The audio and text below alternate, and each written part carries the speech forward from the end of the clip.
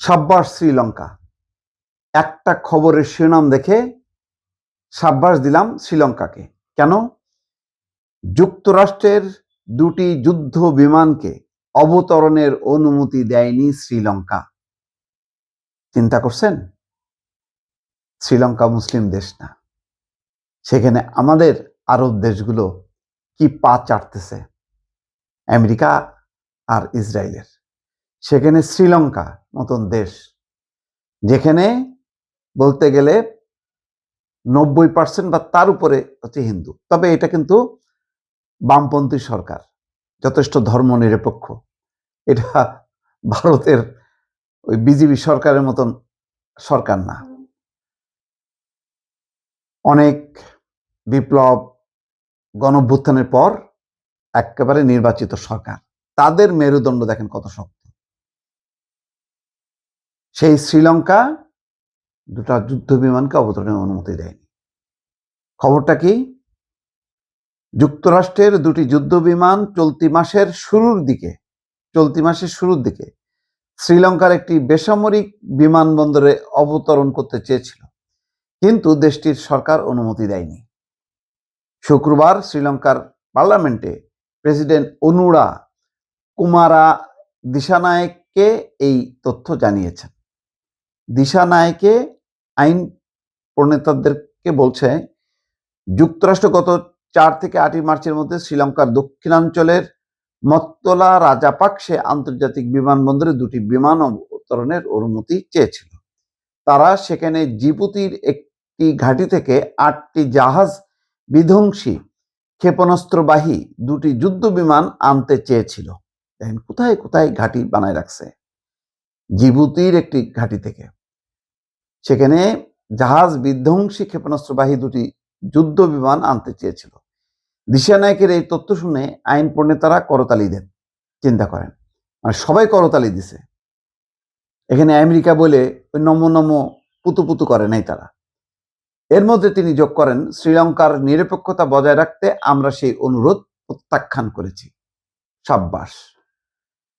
যুক্তরাষ্ট্র গত 26শে ফেব্রুয়ারি এই অনুরোধ করেছিল। একই দিনে ইরানও 9 থেকে 13 মার্চের মধ্যে তাদের 3টি জাহাজের পরীক্ষা শ্রীলঙ্কা সফরের অনুমতি চেয়েছিল। ভারতের আয়োজন করা ওই নৌমহড়ায় অংশ নেওয়ার পর জাহাজগুলো শ্রীলঙ্কায় যেতে চেয়েছিল, সেই অনুরোধও প্রত্যাখ্যান করেছিল। তার মানে তারা ইরানকেও দেয়নি। কিন্তু দেখেন, যখন ভারতের সাথে যৌথ নৌমহড়া শেষে মানে শ্রীলঙ্কার উপকূল পাড়ি দিচ্ছিল, ঠিক সেই সময় ওই আমেরিকা ওই জাহাজ ডুবাই দেয়। সেখানে 30 জন নাবিককে শ্রীলঙ্কার নৌবাহিনী উদ্ধার করে। এটাও নিশ্চয়ই দেখেছেন। তার মানে কতটা মানবিক একটা দেশ এবং কতটা নিজেরা আত্মসম্মান বোধ, আত্মমর্যাদা বোধ, যে তারা এই যুদ্ধকে নো বলছে। মানে আমেরিকার দুটা যুদ্ধ বিমানকে নামতে দেয়নি, আবার শ্রীলঙ্কার যে ওই নৌমহড়া শেষে ভারতে তারা শ্রীলঙ্কা সফরের অনুমতি চেয়েছিল, কিন্তু তারাও সেটা অনুমতি দেয়নি। গত 28শে ফেব্রুয়ারি যুক্তরাষ্ট্র ইসরায়েল যৌথভাবে ইরানে হামলা শুরু করে। বর্তমানে তা আঞ্চলিক যুদ্ধের রূপ নিয়েছে। এতে জ্বালানি সরবরাহ মারাত্মকভাবে বাধাগ্রস্ত হচ্ছে, ফলে বিশ্ববাজারে অস্থিরতা তৈরি হয়েছে। পার্লামেন্টে শ্রীলঙ্কার প্রেসিডেন্ট বলেন, আমরা এই অনুরোধগুলো বিবেচনা করছিলাম। যদি আমরা ইরানকে হ্যাঁ বলতাম, তবে আমাদের যুক্তরাষ্ট্রকেও হ্যাঁ বলতে হতো।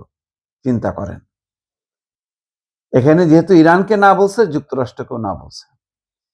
যুদ্ধ শুরুর পর গত 4 মার্চ শ্রীলঙ্কার জলসীমায় ইরানের IRIS ডেনা নামের একটি সামরিক জাহাজের যুক্তরাষ্ট্র সাবমেরিন থেকে টর্পেডো হামলা চালায়। জাহাজটি ভারতের নৌ মহড়ায় অংশ নিয়ে ইরানের পথে ফিরছিল। হামলায় ইরানের অন্তত 84 জন ক্রু মানে নাবিক নিহত হন। শ্রীলঙ্কার নৌবাহিনী 32 জন ক্রুকে উদ্ধার করে। এছাড়া কারিগরি ত্রুটির কবলে পড়া দ্বিতীয় একটি ইরানি জাহাজ IRIS বুশেহর এবং এর ক্রুদেরও উদ্ধার করেছিল শ্রীলঙ্কা। দক্ষিণ এবং মধ্য এশিয়া বিষয়ক যুক্তরাষ্ট্রের বিশেষ দূত সার্জিও গর বর্তমানে শ্রীলঙ্কা সফর করছেন। গতকাল তিনি দিশানায়েকের সঙ্গে সাক্ষাৎ করেছেন। 2022 সালে চরম অর্থনৈতিক সংকট কাটিয়ে উঠতে থাকা শ্রীলঙ্কা, যুক্তরাষ্ট্র, ইসরায়েল, ইরান যুদ্ধের কারণে সরবরাহ সংকটের মুখে পড়েছিল। উল্লেখ্য, যুক্তরাষ্ট্র শ্রীলঙ্কার বৃহত্তম রপ্তানি বাজার, অন্যদিকে ইরান তাদের চায়ের অন্যতম প্রধান ক্রেতা। যাই হোক না কেন, তারা যুক্তরাষ্ট্রকে ছাড় দিল না। যুক্তরাষ্ট্রকে রুখে দেওয়ার মতো বা যুক্তরাষ্ট্রকে না করার মতন সেই সাহস, সেই মেরুদণ্ড শ্রীলঙ্কার আছে। এই জন্য বললাম, সাব্বাস শ্রীলঙ্কা।